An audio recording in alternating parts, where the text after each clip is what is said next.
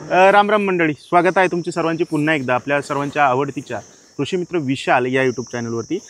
शेतकरी मित्रांनो, मी शिरपूर तालुक्यामध्ये आलेलो आहे आणि इथं खत व्यवस्थापन आपल्या मका या पिकाला चालू असल्याचं आपल्याला पाहायला मिळतं। नेमकं मका पिकाचं परफेक्ट खत व्यवस्थापन आपल्याला कशा प्रकारे करायचं आहे ही गोष्ट लक्षात घ्या मित्रांनो। सगळ्यात महत्त्वाचं म्हणजे मका हे इतकं खादाड पीक आहे, त्याचा आपण कोणत्याही जमिनीवरती जर लागवड केली तर त्या मका काढल्यानंतर त्या जमिनीमध्ये कुठलंच अन्नद्रव्य शिल्लक ठेवत नाही। आपण जेवढे काही जास्तीत जास्त खतं टाकू तर त्या मका या पिकाच्या उत्पादन वाढीसाठी आपल्याला तिथं फायद्याचं ठरणार आहे। परंतु परफेक्ट खत व्यवस्थापन आज या व्हिडिओच्या माध्यमातून जाणून घेणार आहोत। कधी कधी मक्याचे पानं पिवळसर जांभळ्या रंगाचे झालेले पाहायला मिळतात, तर ते का होतं? सूक्ष्म अन्नद्रव्याची कमतरता, दुय्यम अन्नद्रव्याची सुद्धा आपल्याला मका या पिकाला जास्तीत जास्त गरज असल्याचं पाहायला मिळतं। मित्रांनो, प्रॉपर खत व्यवस्थापन जर तुम्ही मका पिकाला केलं नाही तर निश्चितच तुमच्या मक्याच्या उत्पादनामध्ये तिथं मोठ्या प्रमाणात घट झालेली आपल्याला पाहायला मिळू शकते। त्याच्यामुळे प्रॉपर खत व्यवस्थापन आपल्याला 2 टप्प्यामध्ये मका या पिकाला करायचं आहे। पहिलं खत व्यवस्थापन करताना शेतकरी मित्रांनो बऱ्यापैकी 10 ते 15 दिवसाच्या आसपास आपल्याला पहिलं खत व्यवस्थापन करायचं आहे।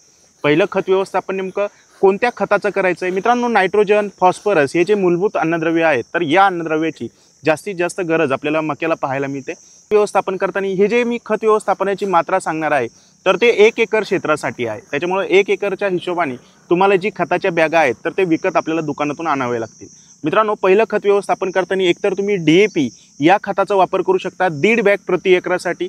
जर DAP उपलब्ध नसेल तर दुसरा ऑप्शन आहे, तुम्ही 20-20-013 या खताचा सुद्धा वापर करू शकता 1.5 ते 2 बॅगा प्रति एकरासाठी। या 2 खतापैकी कोणतंही एक खत व्यवस्थापन करा किंवा कोणतंही एक खत खरेदी करा। आता तुम्ही विचार करा, DAP आणि 20-20-013 या खतामध्ये पोटॅशची मात्रा नसते, त्याच्यामुळे आपल्याला 30 ते 40 किलो जो काही MOP पोटॅश आहे तर तो सेपरेट आपल्याला DAP किंवा 20-20-013 मध्ये मिक्स करून आपल्याला खत व्यवस्थापन करायचं आहे।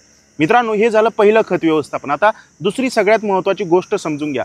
जर तुमच्या मक्याचे पानं पिवळसर किंवा जांभळ्या रंगाचे होत असतील तर अशा टायमाला, जर पिवळे होत असतील तर अशा टायमाला झिंक या अन्नद्रव्याची कमतरता असते, आणि जर जांभळे होत असतील तर अशा टायमाला तुम्हाला जो काही फेरस या अन्नद्रव्याची आपल्याला कमतरता जाणवलेली पाहायला मिळते। मित्रांनो, झिंक सल्फेट किंवा फेरस सल्फेट हे सल्फेट फॉर्ममध्ये असल्यामुळे तुम्ही DAP या खतामध्ये मिक्स करून टाकू शकत नाही। त्याच्यामुळे जर पानं पिवळे पडलेले असेल तर प्रति एकरासाठी 5 ते 10 किलो झिंक सल्फेट आपल्याला सेपरेट खत व्यवस्थापन करताना टाकायचं आहे। सुरुवातीलाच 15 ते 20 दिवसाच्या आसपास टाका। दाणे जे काही DAP सोबत मिक्स करू शकत नाही, परंतु तुम्ही 20-20-013 सोबत जर मिक्स केलं तर काही जास्त काही मोठी अडचण येत नाही। परंतु जर DAPचा वापर करणार असाल तर झिंक सल्फेट त्याच्यामध्ये टाकू नका। मित्रांनो, 5 किलो झिंक सल्फेट किंवा जर पानं जांभळे झालेली असतील तर अशा टायमाला 5 ते 10 किलो फेरस सल्फेट या अन्नद्रव्याचा पहिलं खत व्यवस्थापन करतानाच वापर करा। हे झालं पहिलं खत व्यवस्थापन, ज्यावेळेस तुम्ही लागवड करून 10-15 दिवसाच्या आसपास जास्तीत जास्त पहिलं खत व्यवस्थापन करून घ्या।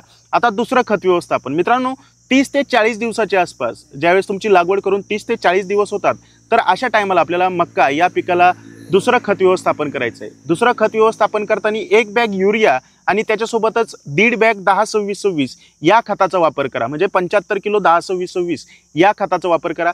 जर 10-26-26 उपलब्ध नसेल तर तुम्ही 8-21-21 या खताचा सुद्धा वापर करू शकता। 1 बॅग युरिया सोबत 8-21-21 60 किलो वापरू शकता, किंवा 9-24-24 60 किलो वापरू शकता, किंवा 14-35-14 या खताचा सुद्धा तुम्ही 1.5 बॅग प्रति एकरासाठी वापर हा करू शकता। मित्रांनो, पहिलं आणि दुसरं खत व्यवस्थापन 2 टप्प्यामध्ये आपल्याला प्रामाणिकपणे आपल्या मका पिकाला करायचं आहे। 45 ते 50 क्विंटलच्या आसपास तुम्हाला मका पिकाचं उत्पादनही होऊ शकतं। मित्रांनो, व्हिडिओ आवडला असला, व्हिडिओमध्ये काही तुम्हाला प्रश्न पडला असेल तर कमेंट करा, आणि इतर शेतकरी मित्रांच्या WhatsApp ग्रुपला हा मका विषयक जो खत व्यवस्थापनाचा व्हिडिओ आहे तर तो शेअर करायला मात्र विसरू नका। तोपर्यंत राम राम।